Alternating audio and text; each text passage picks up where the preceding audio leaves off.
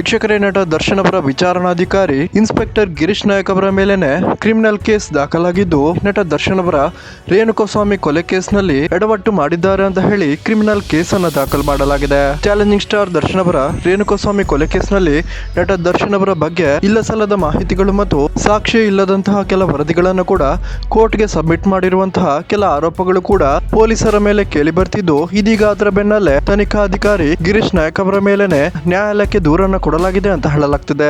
So ವೀಕ್ಷಕರೇ, ಇದರ ಬಗ್ಗೆ ವಕೀಲರು ಏನ್ ಹೇಳ್ತಾರೆ, ನಟ ದರ್ಶನ್ ಅವರ ಕೇಸ್ನಲ್ಲಿ ದರ್ಶನ್ ಅವರ ವಿರುದ್ಧ ಸುಳ್ಳು ಆರೋಪಗಳನ್ನ ಮಾಡಲಾಗಿದೆಯಾ, ಇದಕ್ಕೆ ಏನು ಶಿಕ್ಷೆಯನ್ನ ಕೊಡಲಾಗುತ್ತೆ ಅನ್ನೋದನ್ನ ಸಂಪೂರ್ಣ ಮಾಹಿತಿಯನ್ನ ವಕೀಲರು ತಿಳಿಸಿದ್ದು, ಆ ವಿಡಿಯೋವನ್ನ ಇಲ್ಲಿ ನಾವು ನೋಡ್ಕೊಂಡು ಬರೋಣ. ಸರ್, ನ್ಯೂಸ್ ಅಲ್ಲಿ ನೋಡ್ತಿದ್ದೆ, ದರ್ಶನ್ ಅವ್ರ ಕೇಸಲ್ಲಿ ಪೊಲೀಸ್ ಅವರೇ ಫಾಲ್ಸ್ ಅಂಡ್ ಫ್ಯಾಬ್ರಿಕೇಟೆಡ್ ಡಾಕ್ಯುಮೆಂಟ್ಸ್ ನ ಹಾಕಿದ್ದಾರೆ ಮಾಜರಲ್ಲೂ ಮತ್ತೆ ಚಾರ್ಜ್ ಶೀಟ್ ಅಲ್ಲೂ. ಇವಾಗ ಪೊಲೀಸ್ ಅವರಿಗೆ ಯಾವ ತರ ಶಿಕ್ಷೆ ಆಗುತ್ತೆ? ಎಲ್ಲರಿಗೂ ನಮಸ್ಕಾರ. ದರ್ಶನ್ ಅವ್ರ ಕೇಸ್ ಅಂತಲ್ಲ, ಪ್ರತಿಯೊಬ್ಬರು ಕೇಸಲ್ಲೂ ಯಾರಾದ್ರೂ false and fabricated information document ನ ಕೊಟ್ಟು ಅವ್ರಿಗೆ ಏನಾದ್ರು ಜೈಲಿಗೆ ಕಳಿಸಿದ್ರಂದ್ರೆ ಅವ್ರ ಮೇಲೆ ಕಾನೂನು ರೀತಿ ಕ್ರಮ ತಗೊಬಹುದು.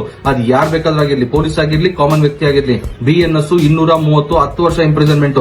ಇನ್ ಕೇಸ್ ನಿಮ್ ಪನಿಷ್ಮೆಂಟ್ ಏನಾದ್ರು ಕ್ಯಾಪಿಟಲ್ ಪನಿಷ್ಮೆಂಟ್ ಆಗಿದ್ರೆ ಅವ್ರಿಗೂ ಅದೇ ಅಪ್ಲಿಕೇಬಲ್ ಆಗುತ್ತೆ. ಇನ್ ಕೇಸ್ ನಿಮ್ ಪನಿಷ್ಮೆಂಟ್ ಕ್ಯಾಪಿಟಲ್ ಪನಿಷ್ಮೆಂಟ್ ಅಲ್ದಿರ ಏನಾದ್ರು ಆಗಿದ್ರೆ ಅವಾಗ 7 ವರ್ಷ. BNS 231. ಆದಷ್ಟು ಈ ವಿಡಿಯೋನ ಪ್ರತಿಯೊಬ್ಬರಿಗೂ ಶೇರ್ ಮಾಡಿ. ಇನ್ಮೇಲೆ ಯಾರು ಫಾಲ್ಸ್ ಅಂಡ್ ಫ್ಯಾಬ್ರಿಕೇಟೆಡ್ ಡಾಕ್ಯುಮೆಂಟ್ಸ್ ನ ಇಟ್ಕೊಂಡು ಒಬ್ಬರ ಮೇಲೆ ಕಾನೂನು ರೀತಿ ಕ್ರಮ ತಗೊಳ್ಳೇಬಾರ್ದು. ಸೊ ವೀಕ್ಷಕರೇ, ಇದರ ಬಗ್ಗೆ ನಿಮ್ಮ ಅನಿಸಿಕೆ ಏನು ಅನ್ನೋದನ್ನ ಕಮೆಂಟ್ ಮೂಲಕ ತಿಳಿಸಿ.